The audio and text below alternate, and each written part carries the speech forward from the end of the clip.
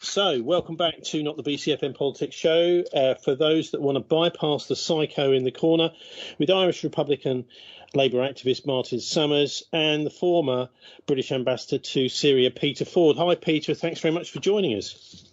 Thanks for having me on. Now, could you just give us your first take on how surprised were you yesterday? Moderately surprised, though, to be honest, I thought from the beginning of the crisis that Russia was serious and that it was prepared to actually take over control in the whole of Ukraine, but that they really thought that the Western powers would realize that they needed to negotiate seriously on Russia's requests. This didn't happen, and therefore they reverted to Plan B. And the opportunities for compromising, negotiating with Russia have been lost. And now we're faced with a fait accompli, which will be I think, totally over within a matter of days. Yeah, but we're told again and again that Putin is not the kind of guy that you can negotiate with. Well, that's nonsense. Many others have negotiated with Russia. Putin has the most capable foreign minister on the planet in Sergei Lavrov. But on the other side, he's dealing with children. In international diplomacy, it's Russia that brings or tries to bring some adult supervision. No, that's nonsense. Russia put forward some quite reasonable and sensible proposals.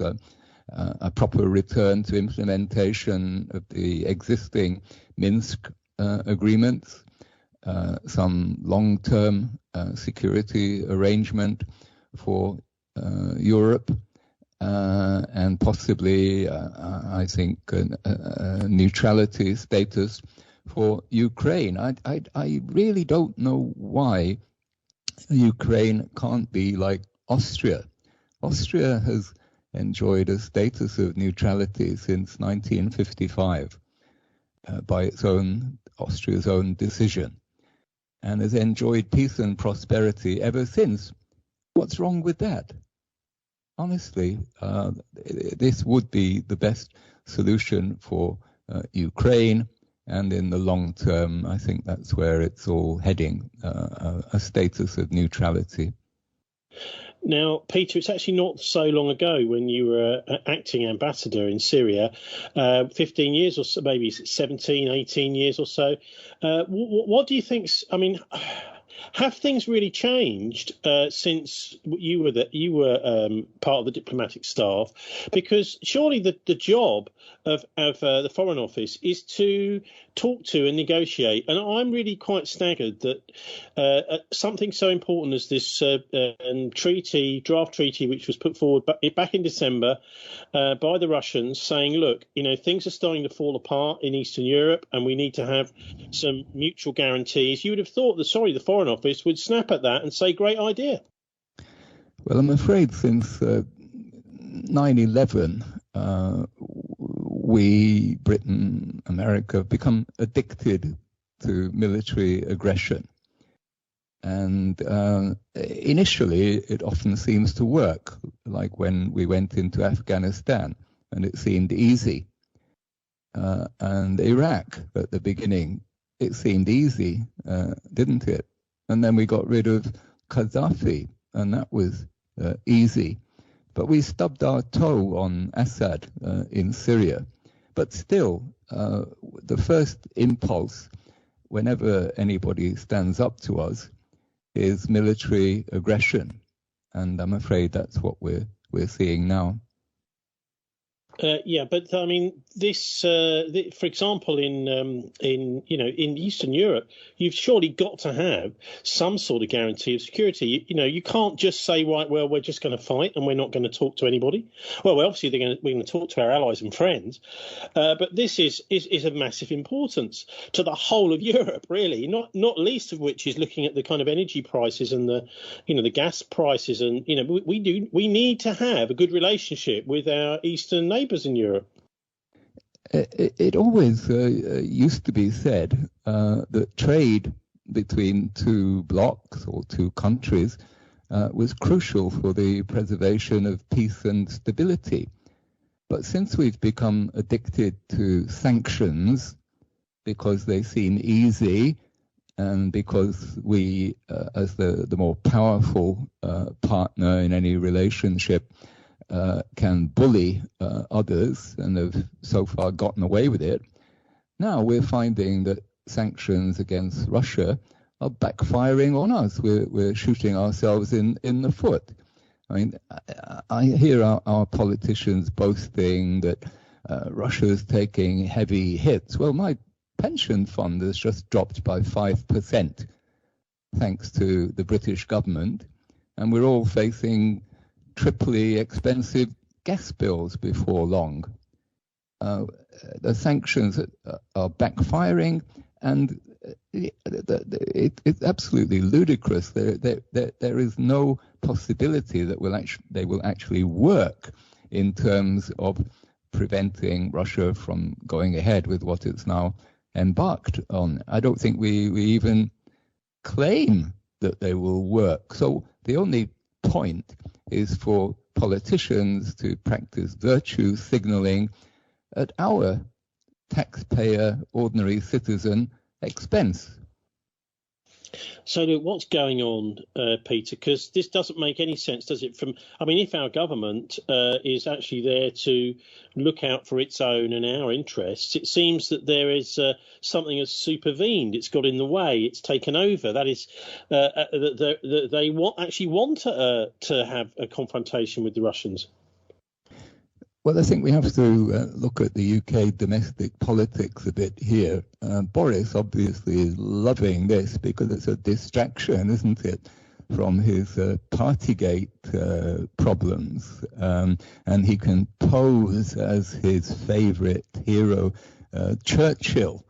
He's loving it, and for that reason, ramping it up. Britain has been one of the foremost in Russophobia and aggravating this crisis, pouring fuel on the flames by sending more weapons into Ukraine. And Starmer as well is using the crisis to paint a picture of Labour as being very patriotic. He's trying to live down the legacy of the peacemonger, Jeremy Corbyn, and pose as a warmonger at least as good, in fact better than Boris. It's Starmer who I think was the first to demand the silencing of the RT channel, which was providing some balance to the media coverage. But what exactly do you think is going on? Why is the idea of negotiation over security in Eastern Europe? Why is it all out the window? What's the real agenda behind the scenes? Have you any insight into that at all? Because it just doesn't seem to make sense. It's like I said just now. It's that a decision has been made that these people are going to be our enemies. Well, I may be wrong. I don't have any inside information, but it seems to me inevitable that there will not be any serious negotiations involving the Western powers, but there will be some accommodation with senior members of the Ukrainian establishment, probably involving some generals, to get rid of President Zelensky, send him into exile, and install a caretaker government. I mean, after all, isn't this what we do when we wade into countries? When we waded into Afghanistan, we installed locals as a new provisional administration, and then acquired a veneer of legitimacy through elections. We did the same in Iraq. We tried to do the same in Syria. I mean, it's embarrassing to remember now, but we actually went as far as recognizing an alternative government for Syria. And that didn't get very far. But then we weren't controlling the shots in Damascus. Putin will very shortly be controlling the shots in Kiev. Yeah, okay, so how do you think we've got to this particular crisis in Ukraine? Because a lot of people in Ukraine, Peter, are throwing up their hands and saying, well, hang on, we did everything for you, and now you've disappeared, and the Russians are running around in their tanks. Well, tough. Life is hard, isn't it? But that's the point of the whole crisis, that the West is not committed absolutely to Ukraine's defense. Imagine the pickle we'd be in if NATO was treaty bound to go wading in to Ukraine, or if it had been allowed to establish even more forward bases than it had already. I suspect that historians will look back on this and say that the trajectory that we were on before the Russian intervention was a trajectory towards World War III. But Russia drew a line in the sand and stopped the worst happening. Well, so hang on. I mean, most of the commentators are saying that it looks like Putin could have started World War III. You're saying he could have. He's stopped it happening. So how do you get to there? Well, we really have to stop being hysterical. We're nowhere near the start of World War III. That would only happen if the West was stupid enough to attack Russia. Russia is not going to invade a NATO member like Estonia, Lithuania, Latvia. We're sending troops there, again, just virtue signaling so the politicians can say they're doing something, but it's just displacement activity.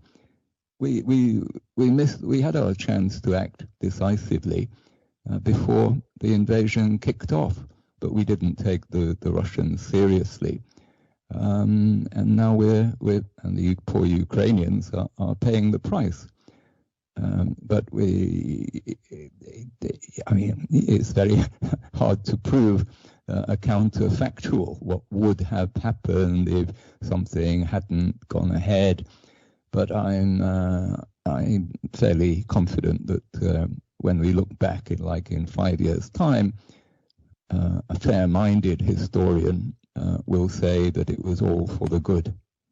Do you think you can put a fag paper between the British and American policy on this? Are we just doing what the Americans want?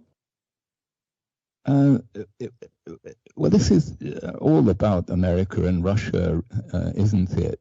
NATO is just the instrument that America uses to extend its own sphere of influence, as they call it, or area of control in Europe. They want to have this sphere of influence while denying Russia its own sphere of influence in its own backyard. So this is more about American failures to take Russia seriously. I mean, when you think back to the high hopes when the days of Gorbachev, the breakup of the Soviet Union, the wonderful opportunity that was there and which has been squandered by reckless Western politicians led by the Americans, who simply saw it as an opportunity to take advantage of Russia's weakness and march NATO up to the frontiers of Russia. This will be seen by future historians as a colossal mistake.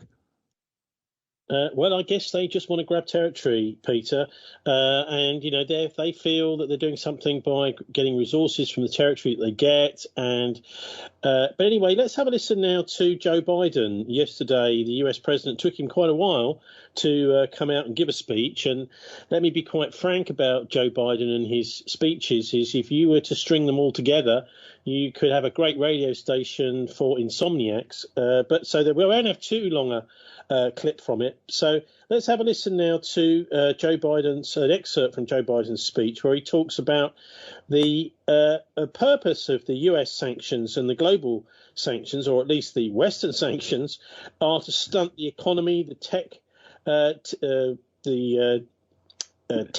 technical rise, and also the military. So let's have a listen now to Joe Biden's and the aims of his sanctions. And then, Peter, maybe we can hear from you about whether you think that those sanctions will achieve those aims. I just spoke with the G7 leaders this morning, and we're in full and total agreement. We will limit Russia's ability to do business in dollars, euros, pounds, and yen to be part of the global economy. Will limit their ability to do that. We're going to stunt the ability to finance and grow the Russian military. We're going to impose and we're going to impair their ability to compete in high-tech 21st century economy. We've already seen the impact of our actions on Russia's currency and the ruble, which early today hit its weakest level ever in history. The Russia stock market plunged today. The Russian government borrowing rate spiked by over 15%. In today's actions, we've now sanctioned Russian banks that together hold around $1 trillion in assets. We've cut off Russia's largest bank, a bank that holds more than 1/3 of Russia's banking assets by itself, cut it off from the U.S. financial system. And today, we're also blocking 4 more major banks. That means every asset they have in America will be frozen. This includes VTB, the second largest bank in Russia, which has $250 billion in assets. As promised, we're also adding the names to the list of Russian elites and their family members that we're sanctioning as well. As I said on Tuesday, these are people who personally gain from the Kremlin's policies, and they should share in the pain. We will keep up this drumbeat of those designations against corrupt billionaires in the days ahead. So apparently the Russian economy is going to be stunted, as well as it will prevent their military from being able to develop or grow, and, of course, shut them out from the 21st century technological revolution, Peter. Well, it's not going to happen, is it? Russia has been under US sanctions for a number of years and has, thanks to those sanctions, developed many local industries. In fact, the sanctions have backfired by making Russia more self-reliant. And anyone who thinks that Putin has been so stupid as to launch this operation without having ensured that he could survive sanctions is not paying attention. In particular, they've not been paying attention to how Russia has drawn closer to China. China has Russia's back, and they will compensate for any Western sanctions, that's for sure. So this is just empty boasting. And what does Biden and Johnson think? That Putin's going to come out with his hands up and say, "Oh, you got me. Oh, sorry, guys. Yeah, I apologize. Yeah, I'm going to leave Ukraine." Please, let's be adults. This is not going to happen. This is just the West virtue signaling, showing how moral they are, punishing the aggressor. But it's not going to work. And in the meanwhile, it's going to hurt us. What do they think will happen when Russian banks can't pay their debts to the West? Huh? Who's that going to penalize? Us. That's why the Russians have not been kicked off SWIFT, because the Europeans know that it's European banks that would collapse if that were to happen, because they need to receive Russia's payments through that system. No, the sanctions are a blunt instrument. They've never worked in the past.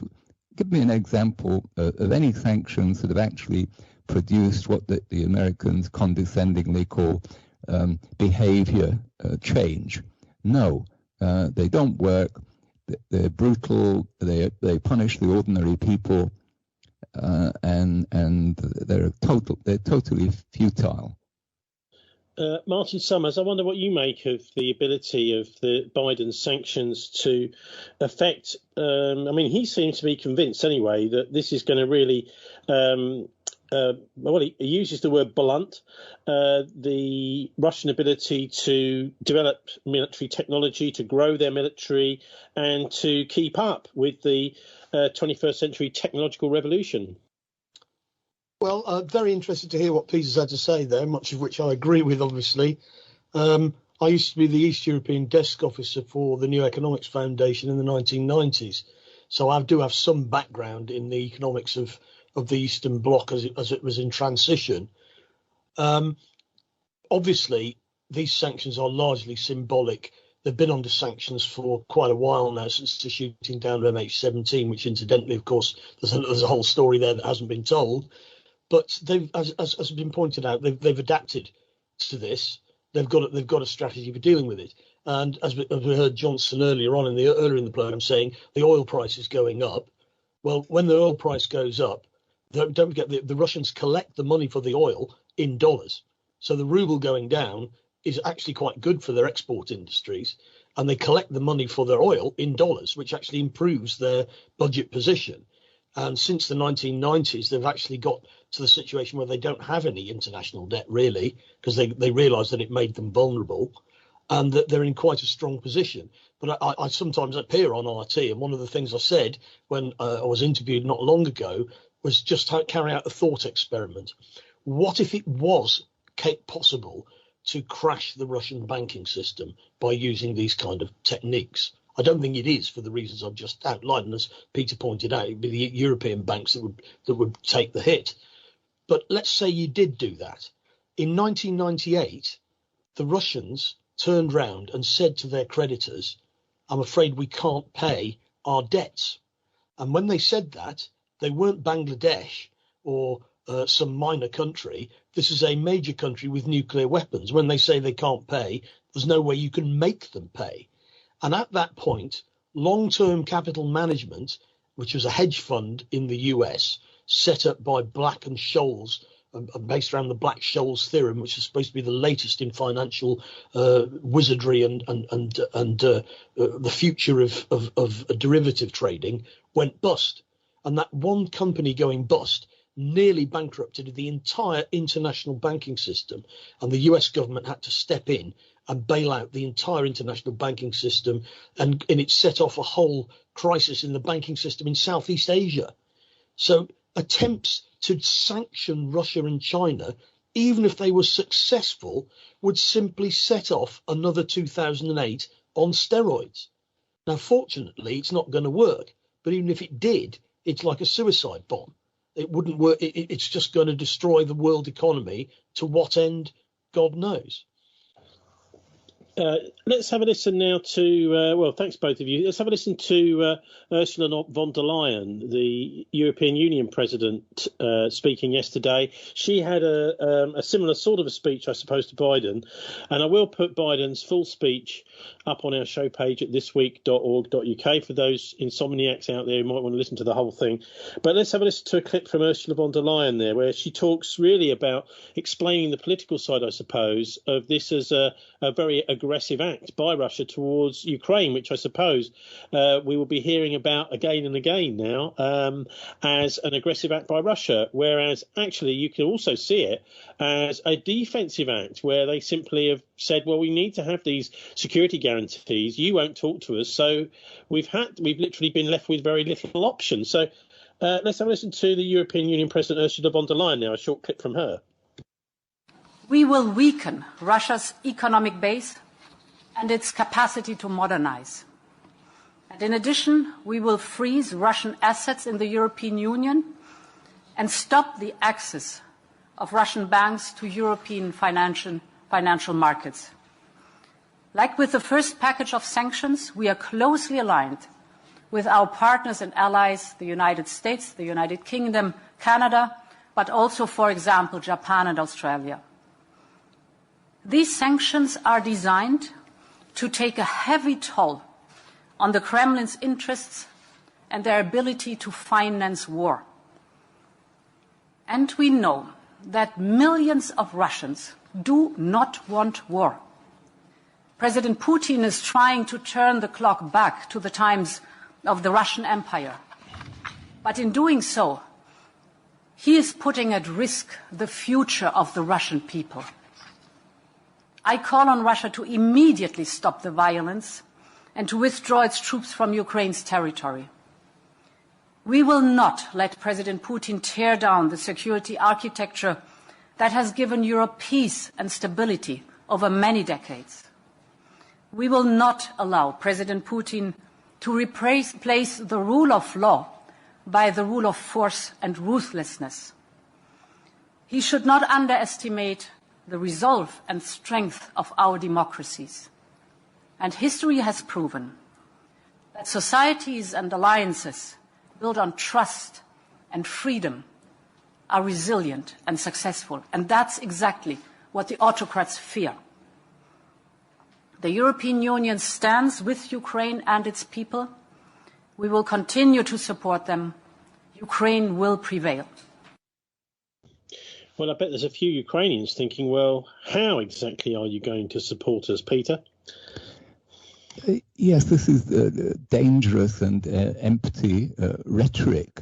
This is what got us into this situation, building up false hopes on the part of Ukraine that somehow the EU and the US would step in and save it if it continued down its destructive path of not implementing the Minsk Accords and trying to insert itself into NATO. It's exactly this kind of language. And I mean, how can she even believe it herself? Is she deranged? It is totally irresponsible to encourage the illusion that Ukraine is going to survive in it, or the Ukrainian government is going to survive in its present form. It's demented.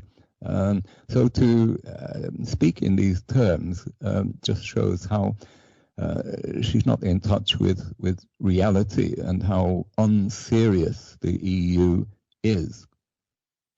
Well, it is a bit worrying, isn't it? And of course, we know that the Western press, much of it, is not really asking these sorts of awkward questions and saying, well, excuse me, President, that doesn't actually make sense, or it doesn't add up. And what you've just said is just simply not true. You won't get that, it doesn't seem, from the Western press anymore. The only ones that do seem to ask the difficult questions, I think their strapline is question more, is RT. And I wonder, how long do you think they can last? 2 weeks ago or so, they switched off, maybe 2.5 weeks, they switched off RT in Germany, Peter. Well, how long until the same happens here? Well, I think the only thing that's stopping it is the BBC and fears that Russia will retaliate to the closure of RT by closing down BBC activities in Russia. Which the Foreign Office believe are very powerful. We value our propaganda organs at least as much as the Russians do. So that's what's protecting RT, not the so-called independence of Ofcom, which is a joke. Ofcom has a veneer of independence, but they will follow guidance from the government. So RT's future does hang by a thread.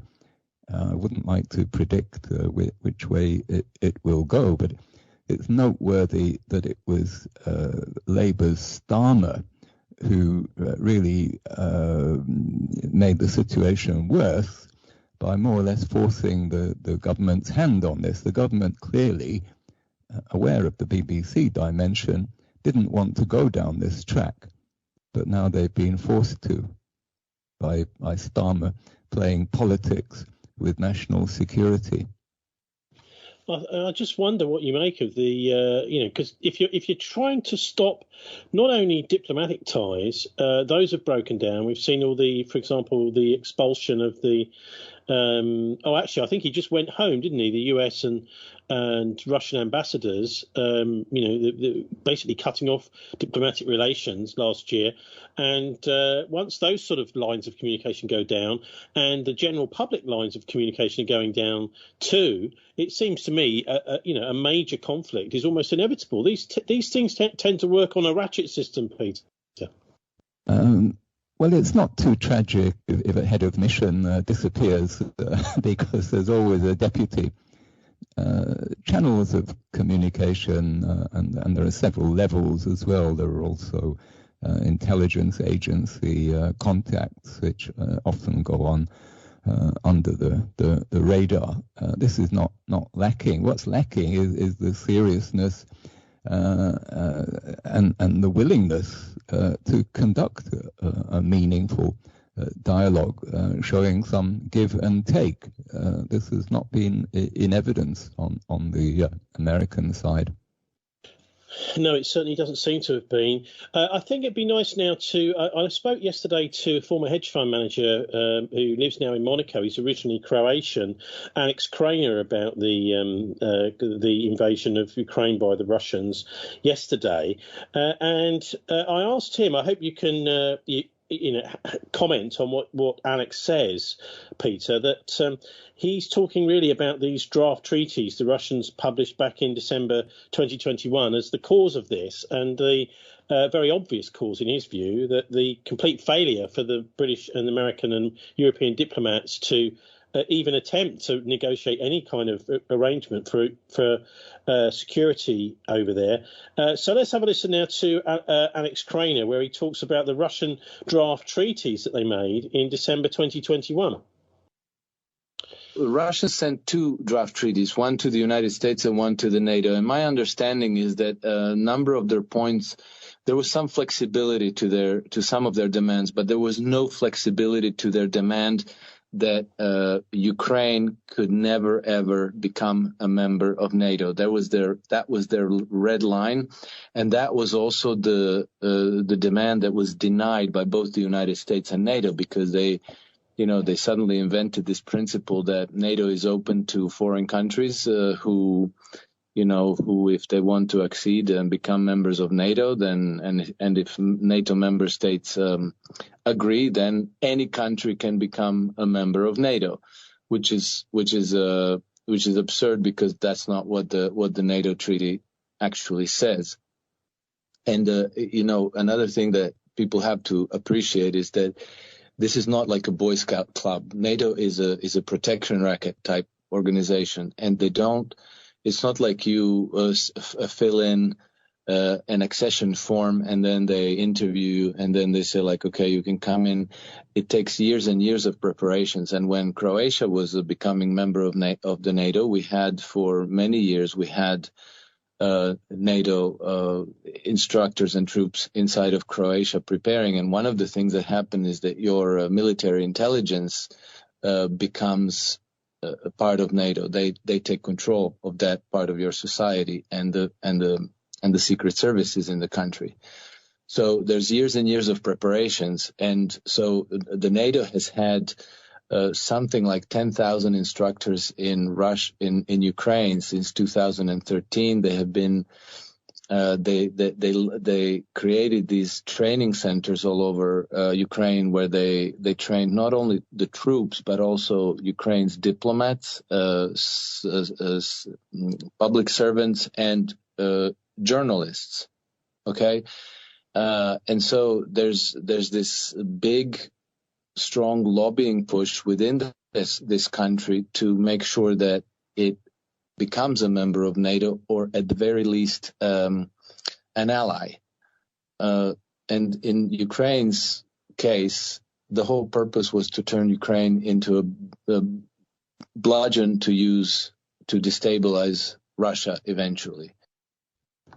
I think that's quite a nice analysis in my view. What do you think, Peter? The use of Ukraine as a bludgeon, basically?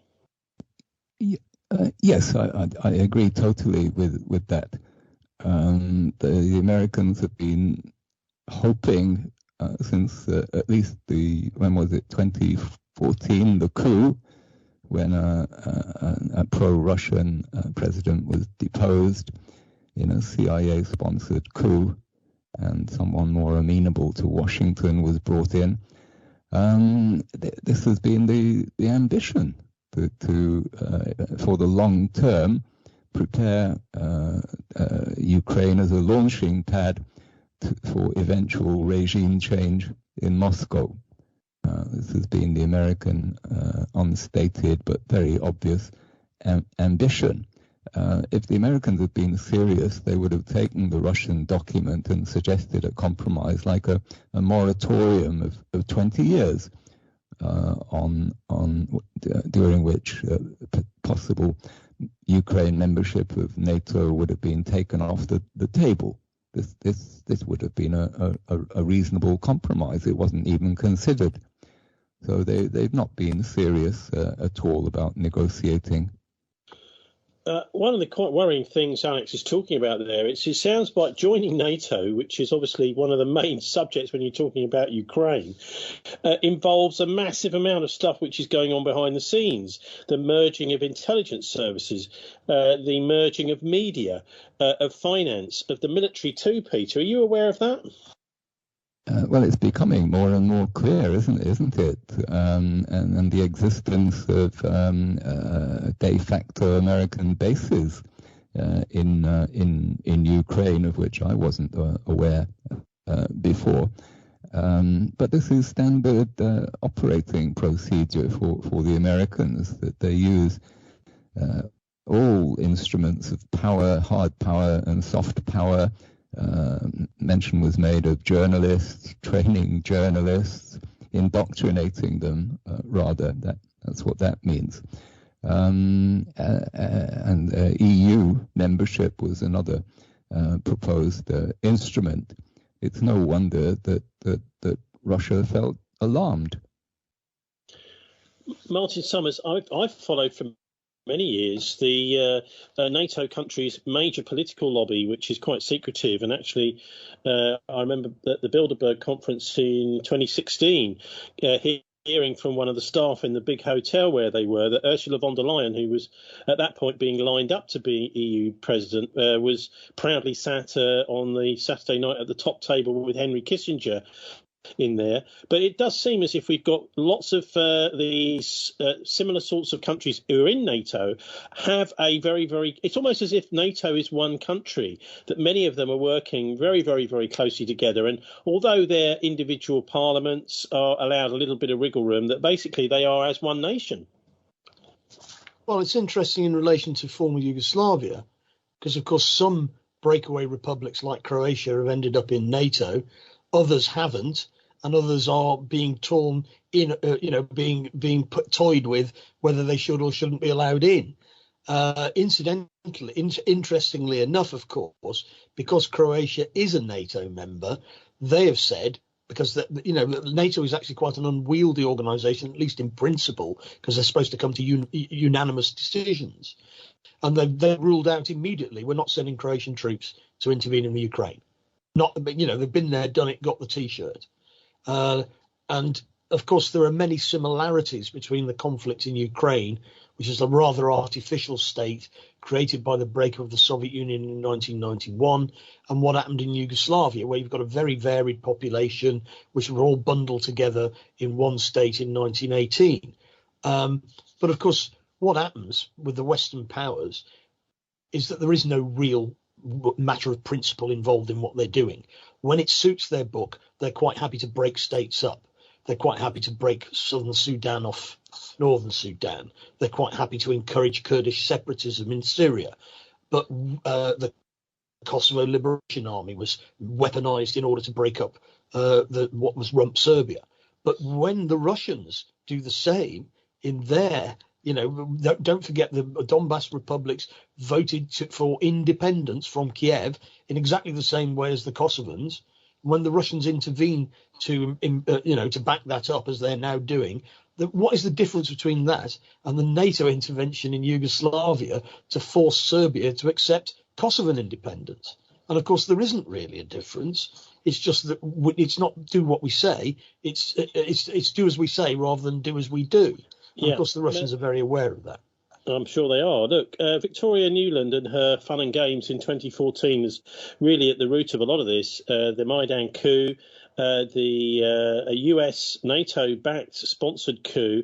And I then spoke to Alex Craner, we're going to hear another clip from him now, about how he thinks some of the people who were behind that 2014 coup are feeling now.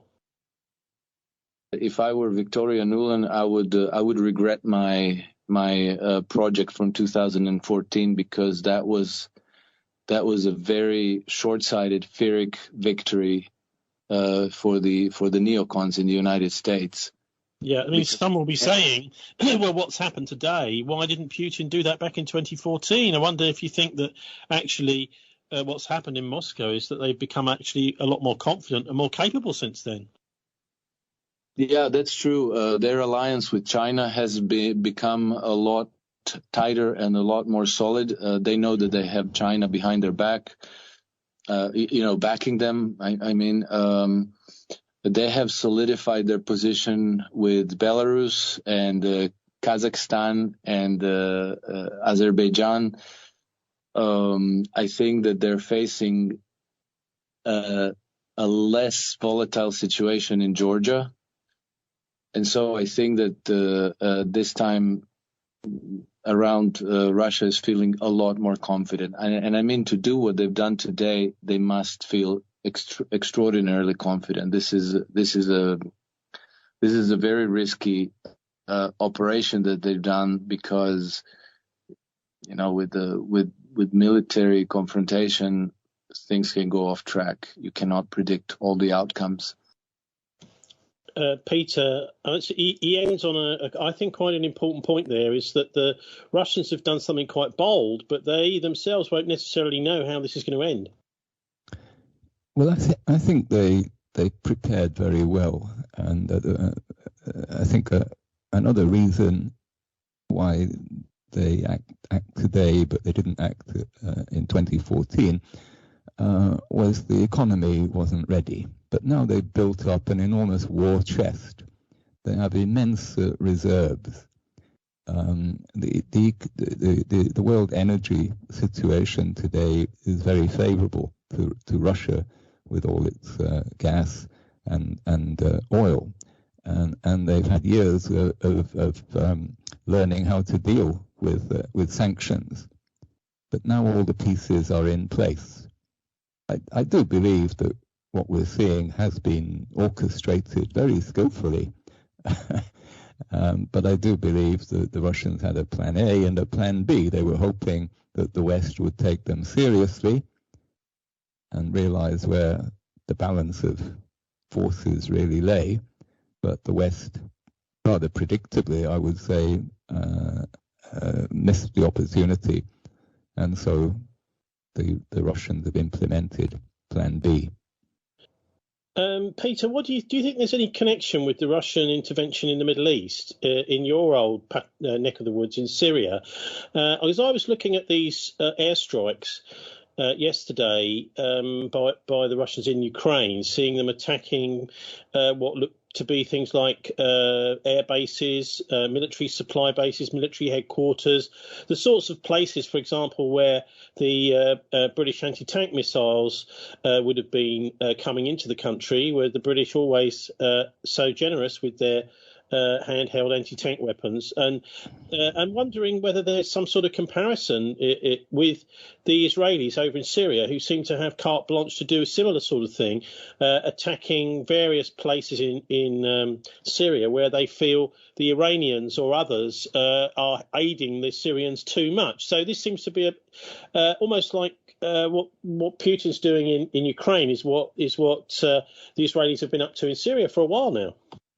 Well, thanks to the West's interference in Syria, the Russians have had years of practice and military training in Syria, and they now have the most battle-hardened army in the world.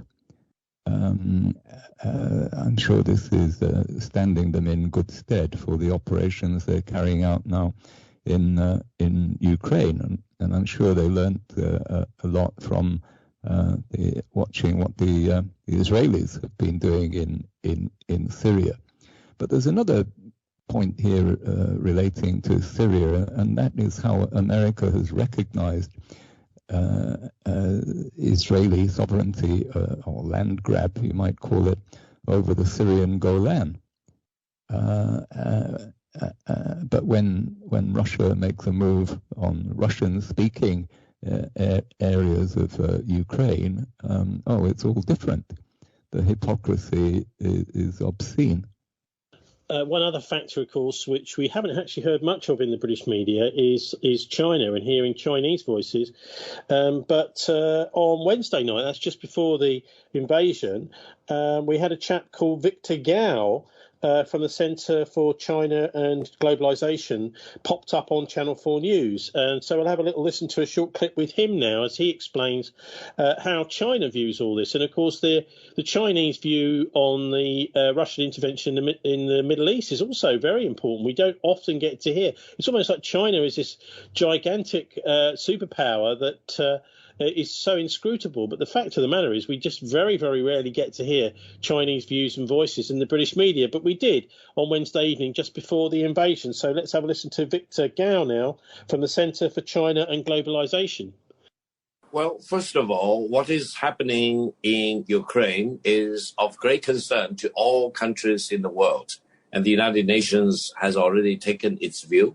China supports the United Nations Charter, and China emphasizes on respect of the national independence, sovereignty, and territorial integrity of any member state of the United Nations.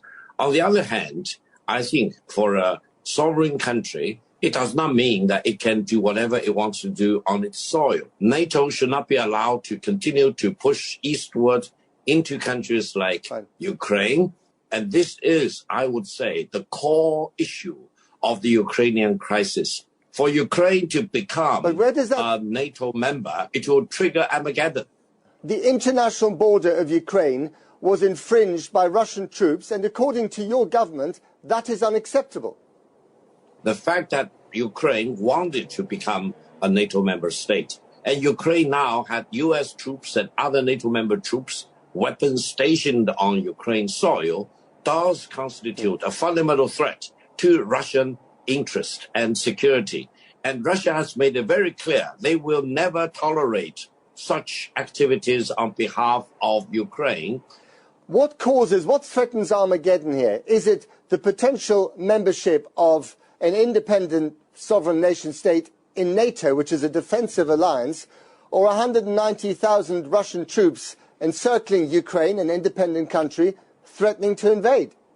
The key issue out of this dilemma is for Ukraine to not to become a NATO member state. I've proposed that the best option now is for Ukraine to become a permanently neutral country. This will solve the problem for everyone involved, and this will create stability for Ukraine, allowing Ukraine to devote itself to peace and stability and development, and become a friend of all countries involved, rather than becoming the tinderbox of war and conflagration, or even triggering an Armageddon. Well, it's interesting to hear the Chinese there talking twice about Armageddon. Well, of course, they are concerned that Russia has got to have some sort of proper defences from Moscow in order to make sure that we don't get some kind of surprise attack, sneak attack on Moscow itself. So they've got some sort of defence around them. Anyway, I wonder what you make of the Chinese, Peter. Did you always have good relations with the Chinese when you were chatting with them in the past?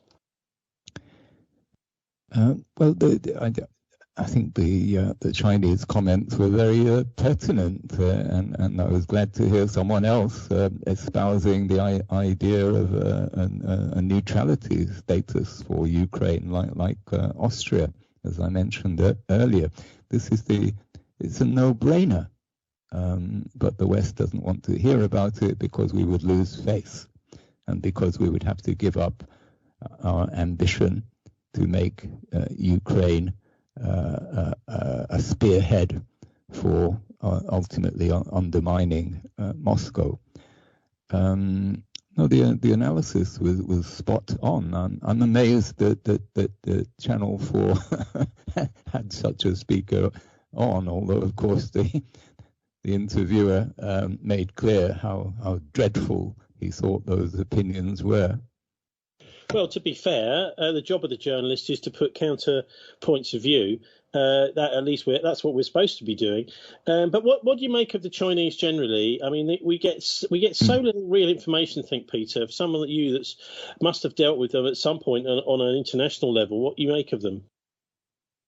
Well, there's been a sea change in the last 10, 15 years in Chinese behavior. They were always extremely reticent. They didn't want to get involved. Even when they'd become quite powerful economically, they never wanted to get involved in Syria or anything beyond their backyard. They just wanted to get on with making money, basically, and making a few friends around the world. But because the West has been prodding them and goading them over this, that, and the other, human rights, the Uyghur, Hong Kong, whatever, the South China Sea, they've been forced to become more military-minded, more strategy-minded, despite their deepest instincts, just to concentrate on internal stability and prosperity. We have more or less forced China to take a position on many issues, and here we have the perfect example with Ukraine, where Russia has gone to get Chinese tacit implied support and received it, and now the Chinese are deeply involved in cooperation with Russia on many levels.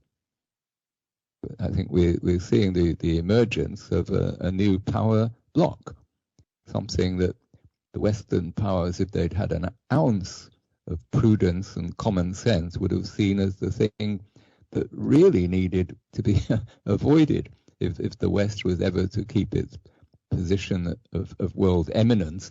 Now you have what will very shortly be, if not already, the world's #1 economy, China, in close alliance with one of the top 2 military powers in the world. And that's our achievement now. Martin Summers, what do you make of China at the moment, particularly in this case? They're obviously saying they're absolutely backing Russia to the hilt. Well, obviously, this is tricky for China because obviously one of the things they're concerned about is separatism within China itself, because it's a huge country, and Tibet was only taken over in the 1950s and so on. So the idea of breaking states up by peeling off little bits of them is something that causes them some considerable concern.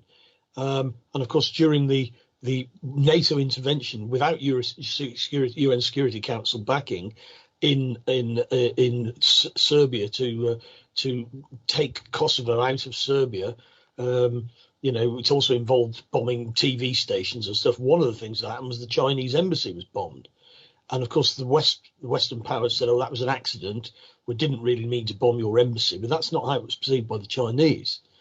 And I think that because their economy is now reaching a point where they need to invest in outside China, they need to take their very successful economic policies out of China and start selling them around the world. and therefore, just through the logic of imperialism, if you like, they've got to take an interest in what goes on in other places. And I think that was, obviously, he doesn't speak directly for the Chinese government because he's a think tanker, but that is basically putting their position. And as has been pointed out several times, the obvious solution to this is for Ukraine to be neutral. And I think Zelensky, if he had his own way, would probably have gone down that road. But what's really sad about this is that Zelensky was elected on a peace platform and got Poroshenko out, has been frustrated at every turn by his backers in the West and also by the far right in his own country that have refused that option. And that's what people voted for him for. And you can see two sides to Zelensky. Sometimes he talks tough to keep his backers happy. But of course, he's supported by Kolomoisky, who's a major oligarch in Ukraine. And of course, oligarchic politics is normal in Ukraine, far more so than it is in modern Russia. So, I mean, the world system is in a crisis as a result. This is the Ukraine we're talking about at the moment, but of course, the world system is in a crisis. I'd just like to ask Peter a question, really, which is, what your views seem to me to be eminently reasonable. How far does the British Foreign Office still have people like yourself in it, and how far has it been basically taken over by neocon crazies? Thanks for the implied compliment. Very few is the short answer. Very few, indeed. They seem to recruit from a different pool than they did all those years ago when I was recruited. The criteria for success now are just being a yes person, and you're more likely, by the way, to be a woman than a man today. That's another big difference. And I'm afraid that the caliber has dropped immensely. Though having said that, I'm reminded that my successor in Syria predicted the imminent demise of Assad. Well, we're still waiting for that, more than 10 years on. So even my generation have their faults as well. But you're not encouraged in the Foreign Office to have an independent mind. You don't get very far. You never have done and never will. Can I just add a supplementary to that? Lavrov is a civil servant. He's the Russian foreign minister, but he's a civil servant, and he's been in place for many years now, very experienced, as you said earlier. And of course, in the US system, the top people are appointed by the president. But we've got Liz Truss, who's a minor MP, who's suddenly been given all of this enormous power. Isn't there a bit of an asymmetry there? Exactly, and that's why I say that Russia has been exercising some adult supervision in China. In Syria, for example. If the West had had its way, Assad would have been removed, and ISIS would have been in Damascus. But Russia, fortunately, stepped in, exercised some adult supervision, and saved us from that.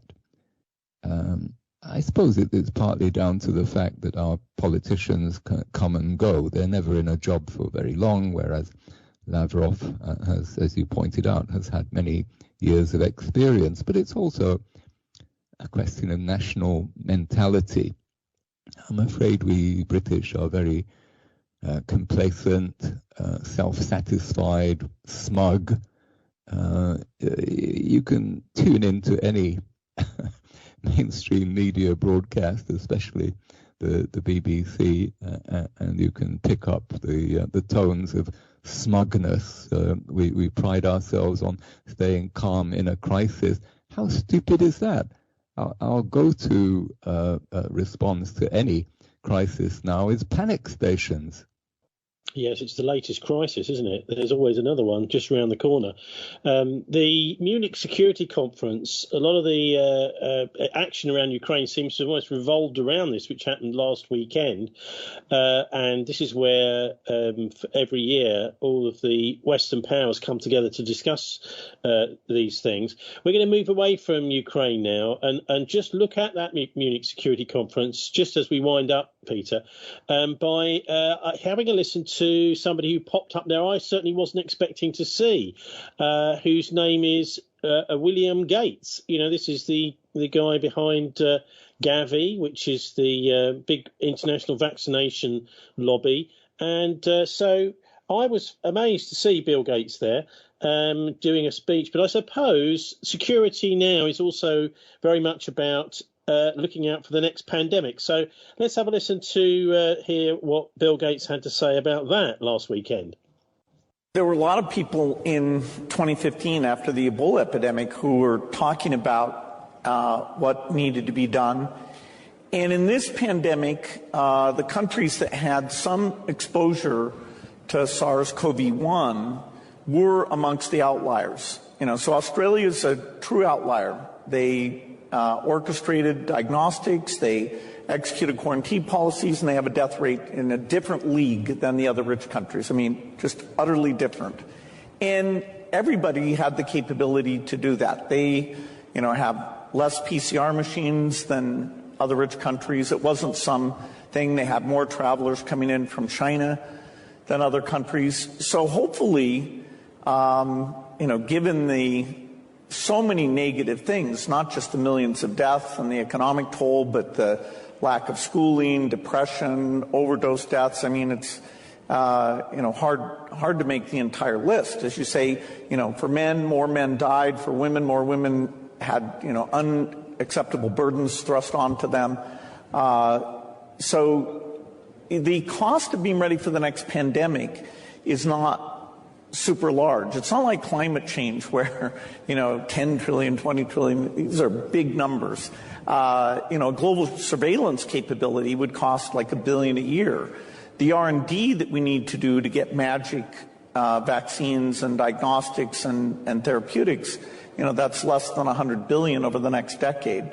So, you know, if we're rational, yes, the next time we'll catch it early, and it won't go global like it did this time. Well, that's Bill Gates speaking last weekend at the Munich Security Conference, saying, well, you know, a cool 10 billion on the development of these magic vaccines, and we'll be ready for the next pandemic. This is the week, Peter, where we in Britain have just been let off the leash with no more COVID restrictions anymore.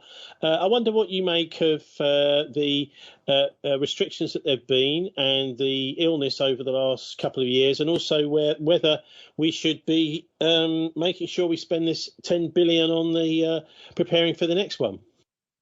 Well, it's so interesting to hear one of our oligarchs, Bill Gates, holding forth, because it reminds us that we're now in a world no longer of healthcare, but biosecurity. Biosecurity. Healthcare is just one aspect of national security. And it's been used as a weapon against our people for the last 2 years to keep us under control and surveillance. Another buzz word, obviously, one that Bill Gates likes. But I'm struck actually by the parallels between the Ukraine situation and the COVID situation.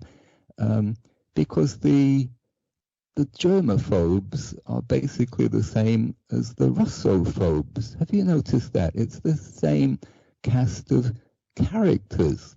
The Russophobes, the most strident, hysterical critics of Russia, people like the BBC, the Labour Party, progressive liberals, that includes much of the Tory party as well, are all fiendishly, hysterically Russophobic, while on the other side there are just one or two lonely figures of the right, Nigel Farage a little bit, Trump ambiguously praising Putin, and one or two lonely voices of the what I call the left behind, Piers Corbyn, Piers, not his brother Jeremy, the left behind, people like Piers Corbyn, the true left, abandoned by the official Labour Party. So this is the cast of characters on both subjects. So the parallels are very interesting, and the techniques of propaganda are so similar, aren't they? Build up the hysteria, make sure that any dissenting voices are suppressed, like the attempt to silence RT, the impossibility of hearing any alternative COVID narrative on the mainstream media, the use of hospital pictures. The parallels are so close, whether it's Ukraine, COVID, or Syria, they reach for the same propaganda tools. So this is a battle for freedom being fought on more than one front. I must give Martin Summers, a Labour Party member, a chance to respond to that, Martin, particularly about the Labour Party's failures with regard to Ukraine and also countering the Tories when it comes to, and Boris, particularly when it comes to COVID. This is probably where I'm probably going to disagree, but then that's the inevitable. Everybody can't agree about everything. If you look at China, for example, they have pursued a fairly robust lockdown and test and trace policy. They certainly haven't. They've also got their own vaccines, as we know. Martin, rather than talking about China, can you just address Peter's points about the lobby here in the UK, the Labour Party? Okay, well, the Labour Party. The Labour Party is now, Starmer is picking up on the Ukraine stuff as a stick to beat the left with. There's no doubt about it. I mean, the people who signed the Stop the War statement about it, about Ukraine, were all forced to retract, even though the Stop the War has called for Russia to withdraw from Ukraine and therefore and stop trying to get into NATO. There's a whole topic around what's happened with COVID. You and I, Tony, we have these chats every week about what COVID actually is. I think it is a bioweapon. We know that the Pentagon were, in fact, funding the gain of function research in the Wuhan laboratory, and the timing of when it broke out is very significant. Just after the Chinese New Year, after attacks, after their pig herd had died off, after their chicken flock had died off as a result of infections. And of course, we know from the Times of Israel that the Israeli Defense Forces were told in November 2019 that a pandemic was coming out of China. Yeah, well, that may well have been going around the intelligence services, but I just want... Well, I'm just saying that implies they had knowledge of what was going to happen. I just don't think you've really addressed Peter's question that he's making there about the voices in the Labour Party who, you would have expected an opposition to oppose on both of these issues. They've done so on neither. No, well, what you've found is politically, the right of the Tory party have been the ones who've been most against lockdowns. Lockdown, in fact, fits in with quite a lot of mainstream Labour ideology. We're all in it together, Captain Tom and all the rest of it. So it's quite straightforward why they've gone down that road. And the splits actually developing are very interesting, all of this. People, it's like a Venn diagram. There is. I agree that there's what you might call a progressive consensus, totalitarian, soft left mind control thing, but it's more. Once you get down to nitty gritty details and individuals, it doesn't actually plan out exactly the same way. Okay. What I find extraordinary is that somebody like Gates, who is basically a computer person, who made his money by being very wealthy and in the right place at the right time. He was, he had loads of money before he even set up Microsoft. Why is he at a security conference? I mean, the Bretton Woods discussions in 1947, the Wall Street and the financiers weren't even represented. Everybody came together. It was governments that decided things. Well, the reason we're corporatising everything. The reason he's there is because he's looking at biosecurity, and also he's a very wealthy man. Anyway, well, indeed, but that's not that is, as Peter pointed out, this is a healthcare issue, not a biosecurity issue, unless, of course, it is a biological warfare agent, which then makes a lot of things explicable. Anyway, before you say goodbye, Peter, I wonder if you'd just like to have any closing comments, and you can. We'll let you leave. Just two. I'm struck by another parallel between COVID and Ukraine, and it's how lockdown is equivalent to sanctions. It's a panicky response on the part of governments who haven't a clue and who end up shooting themselves in the foot. But they use drastic means to do so. And the second point is that I've been very impressed by what Martin has been saying, and I was thinking all the time, especially in the discussion of sanctions and economies, how this is missing from the mainstream media. I haven't heard anything even closer to what Martin was explaining. I found that very interesting. Okay, Peter, we'll let you go. I don't know if you're on Twitter or things like that, your socials. Would you like to share those with listeners? Very happy. I don't tweet myself. I'm a passive consumer, but I'm very happy to pass on anything that I may have said. Okay, former ambassador to Syria, British ambassador to Syria, Peter Ford, thanks very much for joining us. Thank you, Tony.